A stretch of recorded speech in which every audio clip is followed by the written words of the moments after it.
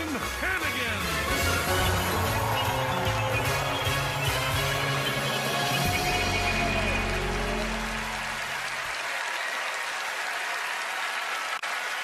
Welcome to Penn and Teller Fool Us, where we present the best illusions on TV, DVR, TiVo, or downloaded to any phone, Android,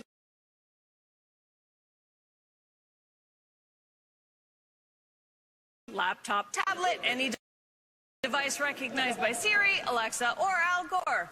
And streamed onto Instagram, Facebook, Twitter, Pinterest, Snapchat, Reddit, Friendster, Napster, and the 6 people who still have Google Glass. So now let's bring out the 2 guys who have been together longer than the internet has been a thing, Penn and Teller!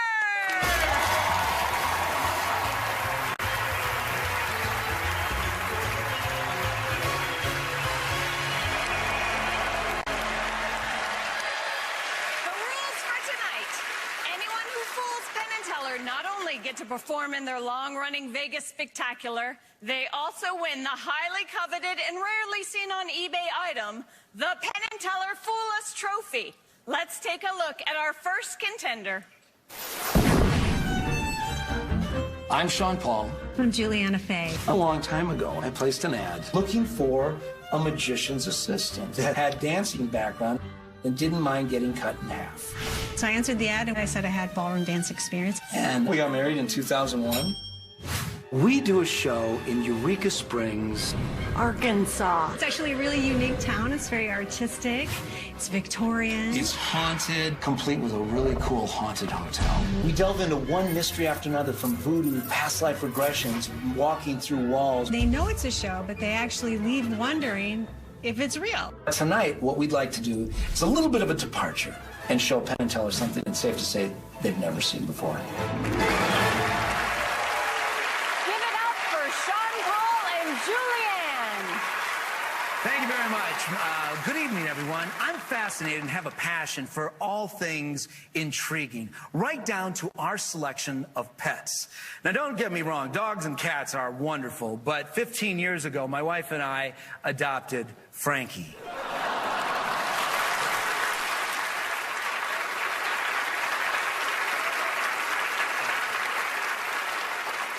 Frankie, let's show them how things work here. We're like a little family here. You're our baby, aren't you?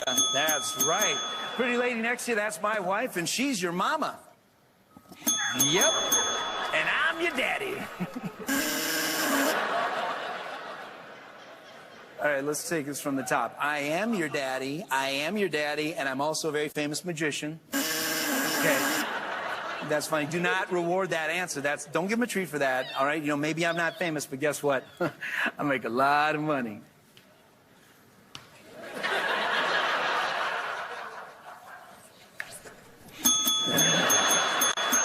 I make tons of money. All right, well, let's just change things up here. I want to talk to you about the infinity theorem, ladies and gentlemen. I don't know if you've heard of it.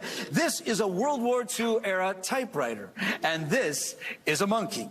And scholars will tell you that if you give a monkey a typewriter and an infinite amount of time, they will eventually give you the complete works of Shakespeare. Let's take a look here. To pee or not to pee. Close enough, ladies and gentlemen. He's a monkey. He doesn't do great with words. He doesn't do great with words. He does really good with numbers, especially number 2. But let's start over. Let's get a new piece of paper for the typewriter. Allison, could we beg your assistance here? We've got a pad of paper here. Would you notarize both sides of a piece of paper there for us? Just put your initials, top and bottom. All right? Each in there. Yeah, right there. Good. And then sign the back, if you would. Sure. Great. Samara-Faith will now place that piece of paper that she has notarized into Frankie's typewriter. Now, at this point, friends, we're going to see if he can read some minds collectively throughout the audience. I want everybody here in the room to think of a 3-digit number. In a moment, if Juliana-Faith comes to you, I want you to write the 3-digit number that you're thinking of on this pad of paper next to one of the X's. When she's finished, she will then take the paperwork over to Mr. Penn and tell her for the next step. But in the meantime, we're going to entertain you while we're waiting for that. Because I don't just do magic. I'm also a very talented vocalist. I have a great voice, and Frankie loves to listen to me sing. Yes, you do. Frankie, hear me out. I'm going to sing a song. That's not funny. I'm the boss. You show me some respect. That is... Frankie, look at me. Look at me. I am talking to you. Look at me. That's right. You know, it's hard to be angry with him when he's this cute. You wouldn't believe what it's like to live with a monkey, all right? You just... Hey, give that back. Frankie, give that back. I have no idea where that came from. No, oh, hang on, he's not done yet. All right. Yeah, Frankie, give it to me. Friends, in the flask, it's just water. Tell him, it's just water. Frankie, if that was the real thing, you know how you'd feel right now? Okay. All right, well, how are we doing here? Mr. Penn, do you have the numbers? We do, yes. Did you get a chance to tabulate them? I will right now. Okay, great. If you would do that, because let's recap. She just gathered 3-digit numbers from 3 different places in the audience. We're bringing it to Mr. Penn. He is tabulating them. Then they have what's basically a collective thought from 3 different people in the audience. They will then think of that number. And Frankie, the mind-reading monkey, will read their mind. That would be a pretty good trick, wouldn't it? Are you ready, Frankie? All right. Would you mind writing that number big and bold on that piece of paper? I sure will. While you do that, I'm going to bring Frankie up to speed on what we're doing here. Frankie, you know who these guys are? That's right. We got Penn and Teller here. Which one is Penn? Is he the big one? Is he the tall one? That's right. And Teller? That's right. He doesn't speak. Yes. Mr. Teller, have you written that number down? Please hold it to your chest. Don't let anybody see it. Think about that number, because in a moment, you're going to look up here. You're going to make eye contact with the monkey. He's going to read your mind, that number that you're thinking of right now. But you're going to have to get his attention. Wave to him. Say, hi, Frankie. Hi, Frankie. How you doing? Okay, do you see Penn? Yes, good. Make eye contact with him, Frankie. Look at him, all right? You're going to read his mind. Brilliant man. Lots going on in that mind of his. Frankie! Okay, look in his mind one more time. Do you have the number? He's got the number. All right, let's try it out. Here. Give us the number. Go ahead. Go ahead. Yeah? Okay, good enough. Over here. Could I call upon you again? Allison, I'm just going to roll this over to you. I want you to remove that card. Okay. And verify that it is the same piece of paper that you notarized when we got started. It's your piece of paper, yes? Yes. Okay, just answer me this. Did he type a number on there? He did. So, it'd be pretty amazing, wouldn't it? If he was able to peer into his mind, get that thought, which was a collection of 3 thoughts in mind, right? Okay. Let me just ask you this. Is it 3 digits or 4? 4. 4 digits. Mr. Penn, are you the number you got? Is it 3 digits or 4? It's 4 digits. I think he's got the number. Frankie, do you have his number? I thought you were going to read his mind. You just typed down a number over here. Where did that number come from?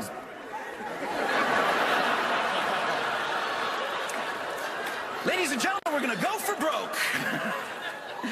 In a nice loud voice, real slow, I want you to read off the number that he typed, and then at that point, you're a showman. Show us the number. If you would, Allison. All right. 2, 1, 7, 5. There it is right there. Ladies and gentlemen,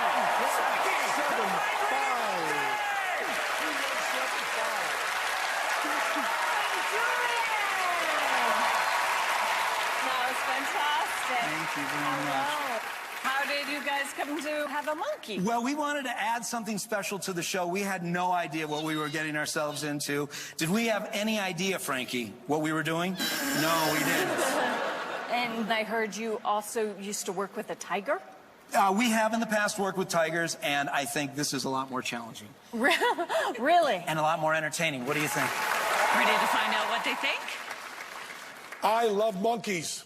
I heard that. I'm very fond of monkeys. And one of my favorite ideas is that infinity theory of monkeys typing Shakespeare. I just love that so much. We came up with this segment just for you guys. Well, you sure did. And it's really wonderful. And a very, very marvelously trained monkey.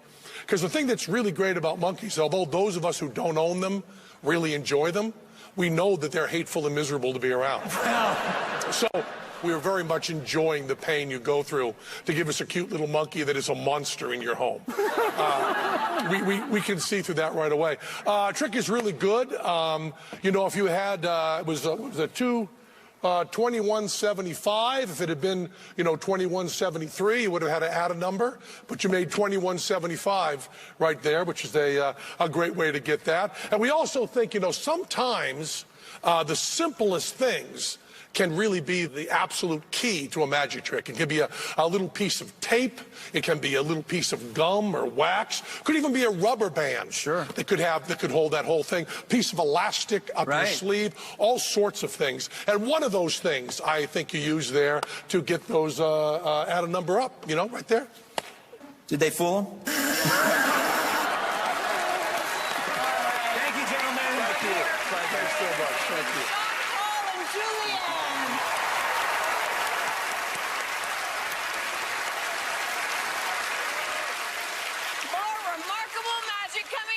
Including a trick from Penn and Teller. Stay close.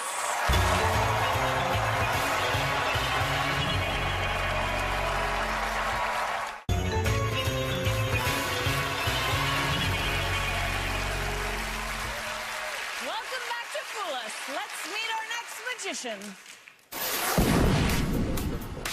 I am originally from Las Vegas, and I am a full-time illusionist magician. I won the World Championship of Magic in 2010.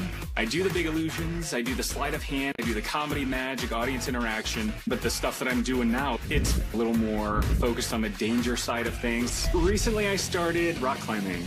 I think I enjoy it so much because similar to magic, it's constant problem solving. Once I'm up there, it gets real and the adrenaline kicks in. I'm headed more in the direction of trying to produce a little more adrenaline, a little more dangerous, just creating that experience. Please welcome the thrill-seeking magic of Jason Andrews. Tonight, I put mind over matter. Let's get started.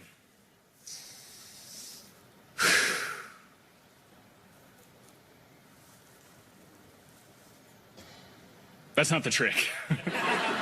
This is a glass bottle, though. This is a real glass bottle. And Penn, I understand that you are somewhat of an expert in broken glass bottles. I've juggled a few of them, yeah. A few of them, once or twice. Would you mind lending your expertise on stage? Penn and his glass expertise, everyone. Thank you very much. Thanks, Penn. All I'd like you to do is check that out. Make sure that it's real glass. Make sure it's not gimmicked in any way. It's just a glass bottle. Sounds real? Seems like a real bottle. Seems real. Okay, hang on to that. Hang on to the hammer as well. In just a moment, we're going to break the glass bottle with the hammer. Okay. I don't want glass to go everywhere, though, so we're going to put it inside the paper bag here. I'd hate for someone to slice their feet open on the stage. So we'll put it inside the bag here. And you can feel that the bottle is there, so you know where to aim. I can. Right there. On the count of 3, swing the hammer. We just want to break the end off. Okay, sure. Okay, on the count of 3. 1, 2, 3. Ooh, very nice. I'll take the hammer back. I'll shake your hand. Thank you very much, Penn. I'm dismissed. Y'all all dismissed.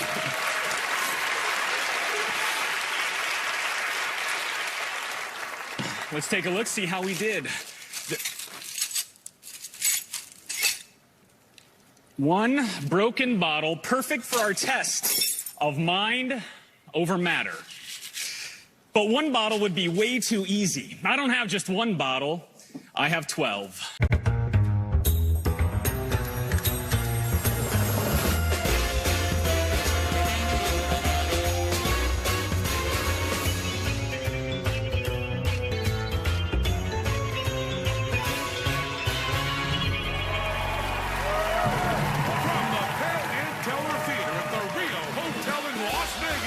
Here's our host, Allison Hannigan.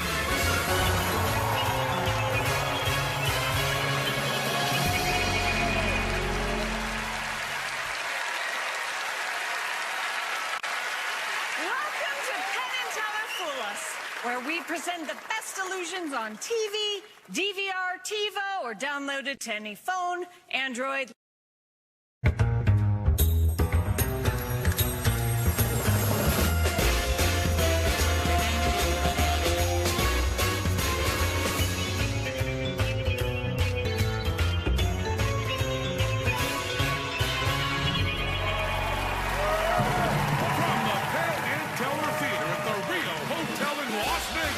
Here's our host, Allison Hannigan.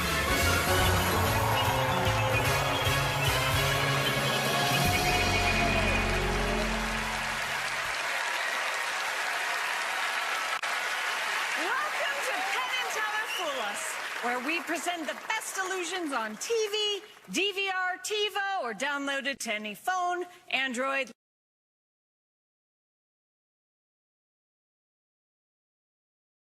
Laptop, tablet, any device recognized by Siri, Alexa, or Al Gore. And streamed onto Instagram, Facebook, Twitter, Pinterest, Snapchat, Reddit, Friendster, Napster, and the 6 people who still have Google Glass. So now let's bring out the 2 guys who have been together longer than the internet has been a thing, Penn and Teller!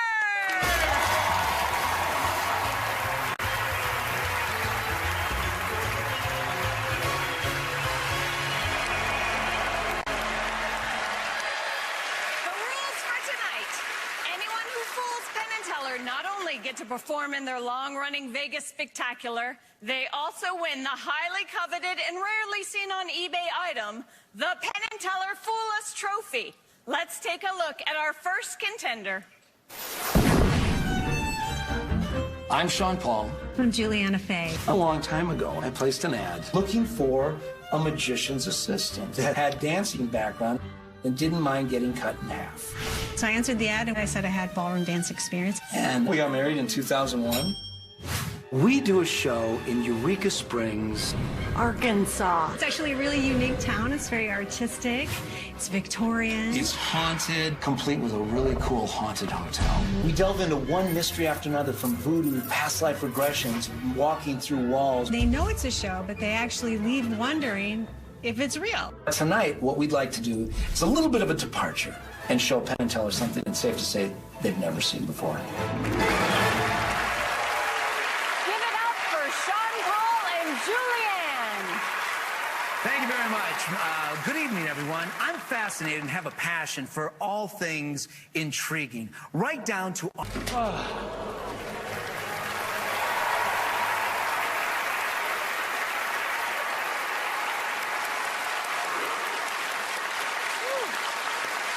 Jason Andrews! Woo. Oh, I see you. You too.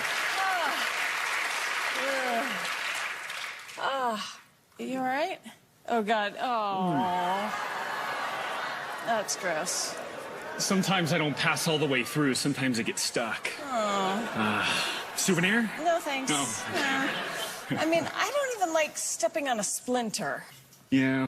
Oh, A you're little bit of bleeding? blood. Oh, that's lovely. That's something you accept when you learn to do it. Yeah, so. see, I see things like that, and I'm just fine not being a magician. I mean, it took about 2 months, of doing it every day just to kind of get used to it. And there were a lot of cuts and a lot of Band-Aids. And how long did it take you to not cuss while you were doing it? I still have to control myself. Okay. Yeah. Well, let's see if Penn and Teller enjoyed your act. See it. All right. Penn, Teller. Okay, let's go. Really good. I love the idea of adding the camera. Thank you. The camera's a really nice thing to give you the other side illusion, because it lets us see things without seeing things. Right. It's very, very nice how much that conceals as well as how much it shows. You always take a danger when you bring a magician up to do something. They might see something that you don't want them to see, right. which I did, but the audience didn't. That was great for them. Okay. I've also happened to be carny trash, as you know, so I'm very familiar with the glass walk. And I should tell people that it really is real glass, and you really can get hurt, so Absolutely. Don't do it. But I have, so I know a little bit about that. And I also got to say, this is the kind of act, after you have all the card tricks and all the little coin tricks and all the other stuff we do, this kind of big act with the danger that gets the heart beating, this is the kind of thing that makes those Nielsen ratings go the roof. really through the roof. Yeah. But I did see something when I broke the bottle, and I do know the glass walk, and I think I gave you another little hint somewhere in there. I think we have a pretty good idea how you did it. Love the addition of the GoPro. I think you know. Thank you very much. Thank you. All right. Well, thank you, Jason Andrews.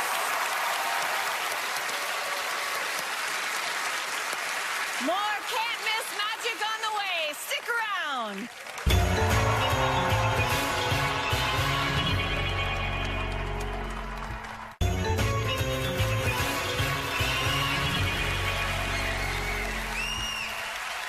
Welcome back to the House of Hocus Pocus, known as Fool Us. Let's meet our next magician. My name is Eric Mead. I'm a magician from Aspen, Colorado. Magician is professionally what I call myself, but my real job is family man. When you have a child, seeing through their eyes makes everything fresh and great again. There are many ways to try to fool Penn and Teller. I'm going to perform what's considered to be a classic piece of magic, but the interpretation of it and this particular version of it is very different. And I know for a fact that Penn and Teller will understand the main principle of the trick. But along the way, there's at least one and maybe 3 moments that will fool them. I've written my script in a way that if they're even fooled a little bit, they're gonna have to give it to me.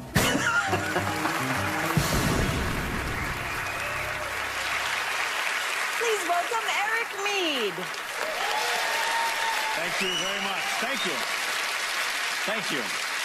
It's probably just a coincidence that the man who first told me the 90-10 rule of magic works behind the scenes on this very program. It was the great Thompsoni himself who explained to me that if a magician shows somebody a trick and 90% of that trick fools them, but there's a little 10% sliver over here that does not fool them, the average person will say that the trick did not fool them, even though they can't explain 90% of it. Contrariwise, if that same magician shows that same trick to his fellow conjurers, it only takes that 10% sliver for them to admit that they were fooled. I don't know if it's true or not, but I want to put it to the test tonight by doing something I think unprecedented. I'm going to explain in advance how most of the trick you're about to see works. First of all, gentlemen, you can take notes if you want to. First of all, there's a principle at the center of this trick that you will certainly recognize. It's at least 400 years old, probably much older. And you yourselves have used versions of it on this very stage, so I'm sure that you'll recognize what that is immediately. Secondly, you will see some sleight of hand, and I know that you know what sleight of hand looks like, so I concede all of that. There will be a little bit, just a little bit, of verbal misdirection, which may or may not have already begun. And finally, actually, that's it. That is, truthfully, honestly, at least 90% of what you're about to see. I'm not interested in that 90%, nor should you be. I'm only interested in the little remaining 10%, the part where you and you get reminded of what it's like to see magic. And to do that, you need to be close. Would you please come up here and join me on the stage?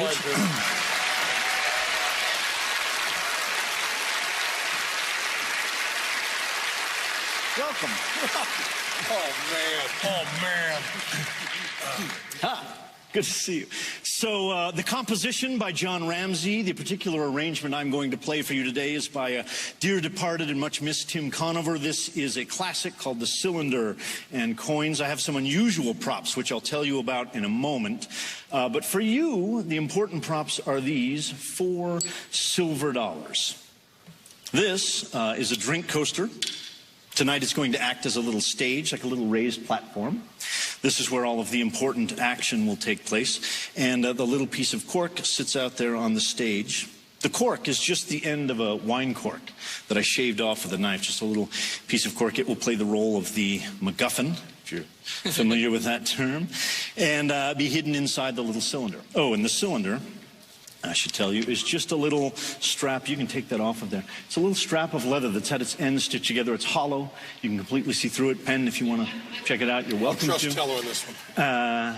And I'll let you see down through there, okay? So the important thing about the cylinder is that there's no top or bottom, so anything dropped inside will pass right through. And as I said, the cork goes inside the cylinder, and we're ready to begin. This would be the time if you want to pay really close attention. 1, 2, 3, 4 coins. The idea, very simply, one by one, I'm going to take these coins and I'm going to make them disappear, each in a different way. The first one, the wand passes through my hand like this, and that coin sort of melts from my hand and appears down inside the cylinder, even though you're staring at the cylinder and it's right out in the open.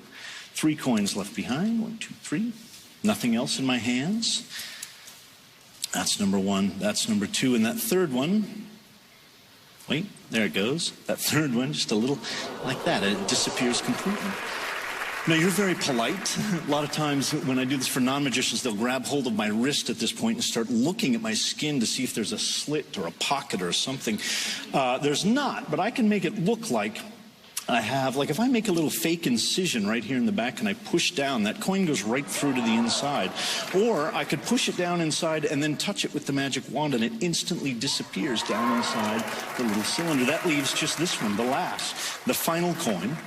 And we'll do it like this, from my left hand over, actually since the last one, let's do it right-handed, long distance. From the tip of the wand, it goes like this across the table, and it disappears down inside the little cylinder. And just so you have something interesting to talk about when you go back over there, I could not have dropped them in because they are resting underneath that little piece of cork. Thank you very much. I feel like I'm running out of time here. Thank you very much. So I want to do this last part very quickly. We'll do the whole thing in reverse. The little piece of cork goes in my hand, the coins inside the cylinder. Did I say coins? The coins, I'll leave them sticking out there, right? The little piece of cork is in my hand. The coins, to the last second, you see them inside the cylinder. And then we travel back in time to where one of those coins was right here at my fingertips. That's coin number 1. A second coin out there in the air, that's number 2. Don't blink, that's number 3. 3 coins from nowhere. Of course, we didn't start with 3, we started with 4. That's that 4th coin. The little piece of cork instantly disappears, and don't even try to pretend that didn't fool you. And right over here, inside, the little piece of cork that has no bottom, no top. And that is what magic should look like. Thank you very much. Thank you very much.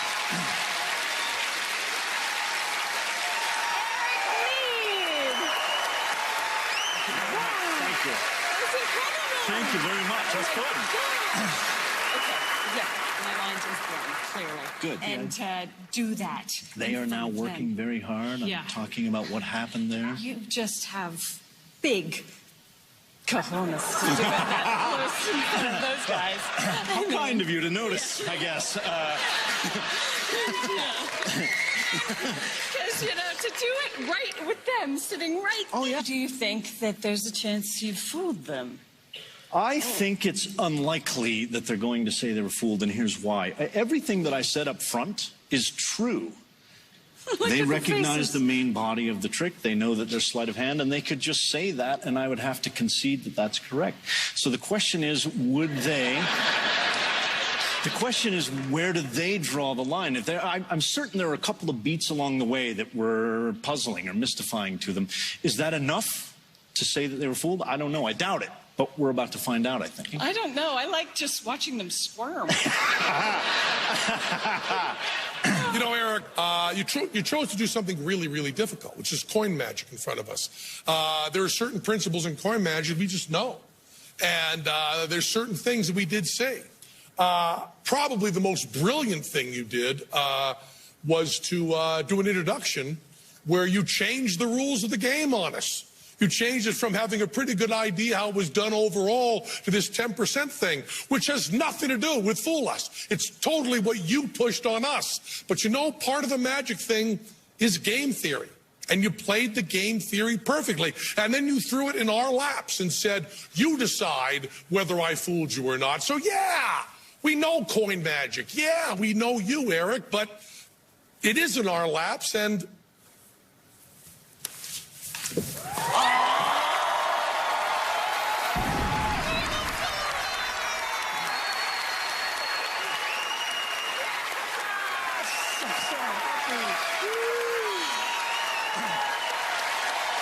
Thank you very much. Wow, Eric Mead, ladies and gentlemen. Yes.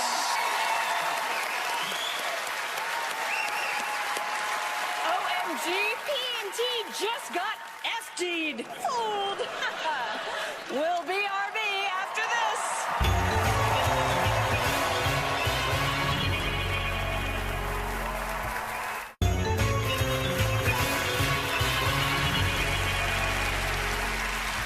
Welcome back to Fool Us. Penn and Teller look like they've recovered from our last Fooler, and they're ready for more. Let's meet our next magician. Hi, my name is Reza. I grew up in South Dakota, so where most kids were farming and playing sports and hunting at a young age, I took on magic. The magic I do, I want to make more relatable and not perform magic with all the cliche items like rabbits out of hats and sparkly boxes, but instead use things like power tools and spray paint and just bring a really cutting-edge feel to the magic. A lot of the magic that I perform is on a grand scale with motorcycles and helicopters. I definitely want to take the energy of a concert or a nightclub and bring it to a performance stage. But tonight for Penn and Teller, I'm taking all those large elements and I'm stripping them away, bringing magic back to its core, a very simple illusion. And hopefully, I'll be able to do it in such a way that it fools Penn and Teller.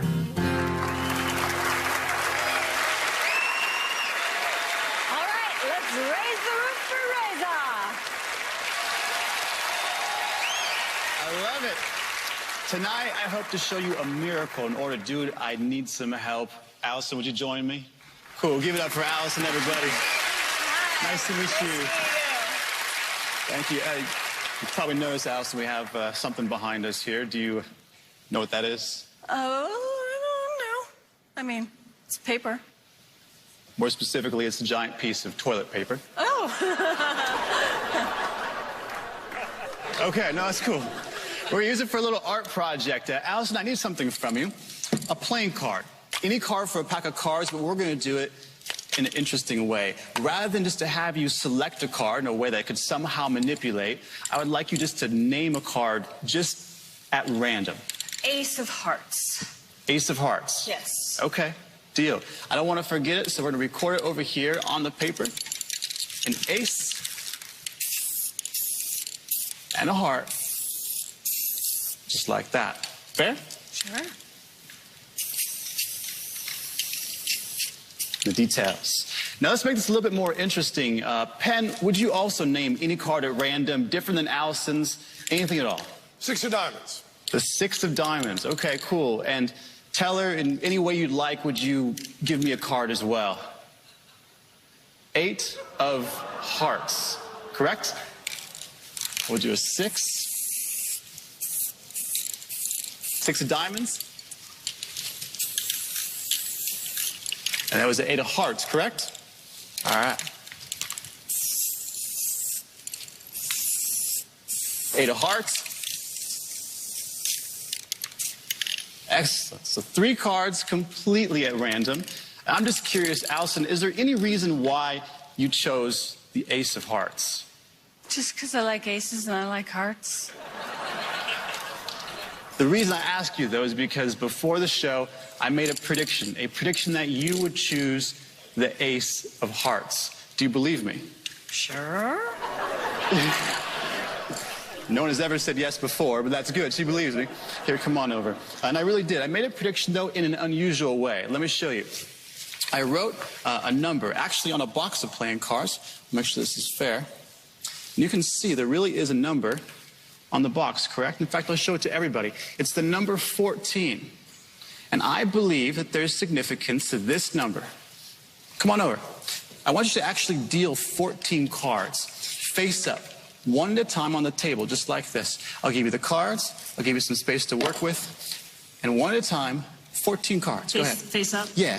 This is 1, 2, 3, 4, 5, 6, 7, 8, 9, 10, 11, 12, 13. Stop right there. If the next card, Allison, is your card, the Ace of Hearts, would you freak out? Yeah. Yeah. I mean, yeah. So would I. That would be amazing. It'd be a miracle. Yeah. Allison, take the next card. Turn it over. Show it to everyone. In fact, hold it up.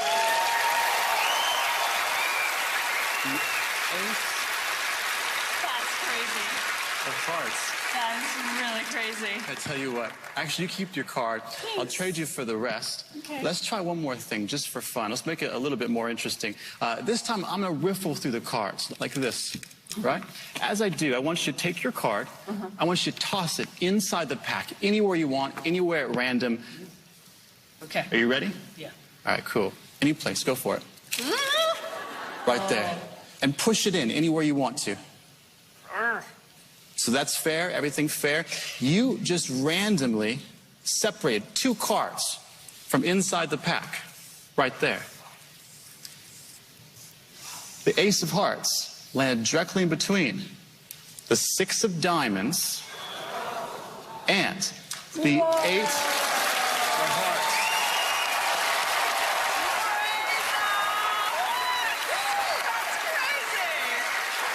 So this is something you came up just for this show? Yeah, I invented the method for this actually a long time ago, but I didn't have the trick to go along with it. So I kind of reverse engineered it. I took that method and I kind of built the trick for the show, and hopefully to fool Penn and Teller, but if not, just to at least entertain them. So do any of your tricks ever go horribly wrong? One of my first shows, I thought it would be a good idea to put some money on the line if the trick failed. So I had a big lock box. I filled it with all the money I had, all the cash. I put a lock on it, and then I had 5 keys. I told the audience that 1 key would be for me, they would choose it, the rest would be for the audience members. And if someone got the right key, they would take all my money. First key, unlocked it, and that sucked. From then on, no more money. I do magic with spray paint, cards, things like that. Oh, yeah, well, you know what? Lesson learned. Yeah. Oh, I think we might have a decision. Boys? It's a really good trick. It's a really good trick. And you've done a little bit of making a card trick a little bit bigger by having spray paint and stuff in it. One of the things that people are always looking at when they're not magicians is they're looking at space and movement. But when you've been a magician for a little while, you're always looking at time. And every time when there's just discussion or jokes or things going on, we've got a little ticker in our heads going, what could you do during that amount of time? What could you do during that conversation? We're always thinking that. We get little stopwatches going of what we'd be able to do in that amount of time. This is also about time. But even with all that considered and all watching you do that and all the moves looking all clean, it seems almost impossible. It seems like one single person couldn't possibly do a trick like that. We think we have some idea how you did it. And all of my talking here, did I give you a little bit of a hint of what we think there? And you think we might be right on that? I think you've got me. And it's an amazing trick, and you killed us. You just killed us. Beautiful. So I'm guessing nobody's going to fill me in, but you know what they're talking about. Thank you for entertaining us, Reza! Great trick, Reza. Great trick, man. Thank you. So good. Up next, 2 magicians who together are the strong and silent type. Penn and Teller perform after this.